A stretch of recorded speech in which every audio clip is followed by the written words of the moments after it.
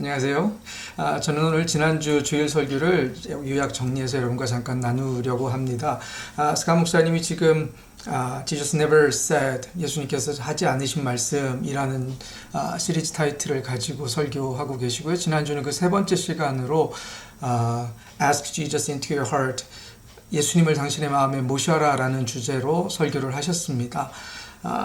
그래서 스카 목사님은 이 문구, 예수님을 당신의 마음에 모셔라 라는 이 문구가 가진 의미와 성경적인 관점에 대해서 설교를 통해 우리와 좀 나누셨던 것 같아요.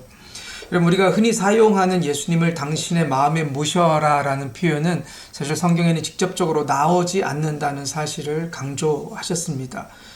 이 문구가 때때로는 구원에 대해서 그래서 오해를 불러일으키기도 한다라는 이야기를 하셨죠.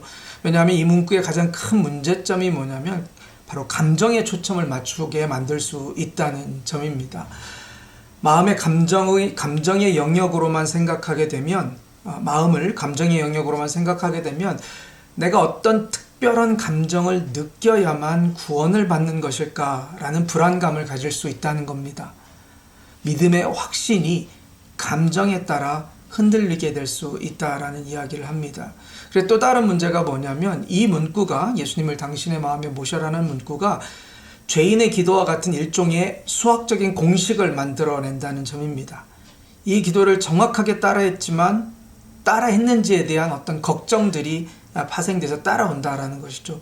구원이 내가 한 어떤 행위에 달려있는 것처럼 느끼게 될 수 있다는 겁니다. 그러나 성경은 우리의 구원이 예수님이 십자가에서 모든 것을 완벽하게 이루셨다는 사실에 달려있다는 것을 분명히 하고 있습니다. 우리의 구원은 우리의 행위나 감정이 아니라 오직 예수 그리스도께 달려있다는 것이죠. 그러면서 이 문구, 예수님을 당신의 마음에 모셔라 라는 문구가 과연 그러면 어디서 왔는가에 대해서 잠깐 얘기를 나눕니다. 그리고 그것이 이 설교의 본문이었죠. 요한계시록 3장 말씀. 그래서 우리가 잘 아는 것처럼 요한계시록 3장 20절에 보면 볼지어다 내가 문 밖에 서서 두드리노니 누구든지 내 음성을 듣고 문을 열면 내가 그에게로 들어가 그와 더불어 먹고 그는 나와 더불어 먹으리라 라는 구절. 이 본문을 이용하십니다. 근데 사실 이 구절은 어떤 개인의 마음에 대한 이야기가 아니라 교만에 빠져 예수님을 외면했던 라오디게아 교회 공동체에게 주신 말씀이셨습니다. 결론적으로 얘기하면 예수님은 이 교회에 회개하고 예수님을 다시 그들의 삶의 중심으로 모시라고 촉구하신 것입니다. 그러면서 아주 유명한 그림 얘기를 하셨죠. 예수님께서 문 밖에 서서 계시고 그런데 그 문에는 손잡이가 없었던, 우리가 아마 한 번쯤은 다 보셨을 것 같은 그 그림을 얘기하십니다. 근데 그것은 우리의 개인의 마음의 문을 이야기한다라기보다는 예수님의 중심에서 벗어나 버린 라오디게아 교회를 향한 예수님의 마음, 예수님의 말씀을 하고 있는 것이라는 겁니다. 그렇다면 구원에 대한 성경적인 반응은 무엇이었을까에 대해 이야기를 하십니다. 끝에 가셔서 그러면서 아주 간단하고도 명료하게 얘기를 합니다. 예수님과 사도들은 구원에 대해서 이렇게 가르치셨다. 뭐라고 했냐면 회개하고 복음을 믿으라 라고 얘기하셨다라고 이야기를 합니다. 여기는 두 가지 중요한 행동이 존재합니다. 첫째는 뭐였냐면 회개, 두 번째는 믿는 것입니다. 그래서 회개는 단순히 죄를 뉘우치는, 후회하는 감정이 아니라는 것입니다. 예수님에 대한 우리의 마음을 완전히 바꾸고 우리가 속한, 즉 하나님께로 돌아오는 것입니다.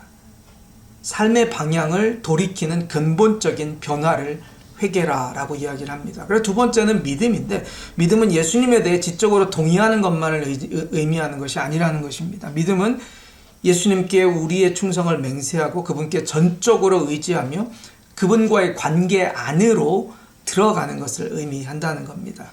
이 믿음은 예수님께서 십자가에서 우리를 위해 모든 것을 기쁨으로 받아들이고 그분을 우리의 왕으로 인정하는 것, 바로 그것이 믿음이라는 것입니다.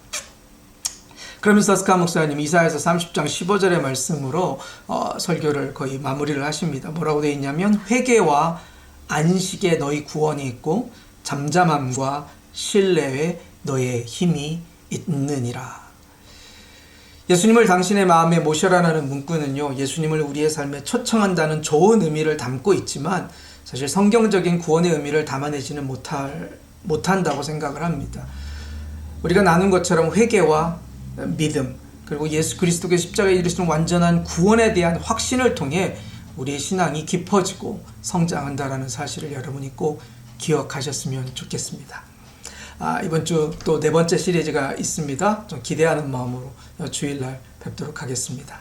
고맙습니다.